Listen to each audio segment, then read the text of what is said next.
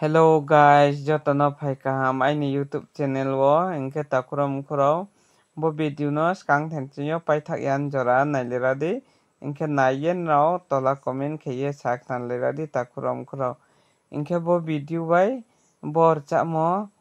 gan bor chamung les posolem sa jora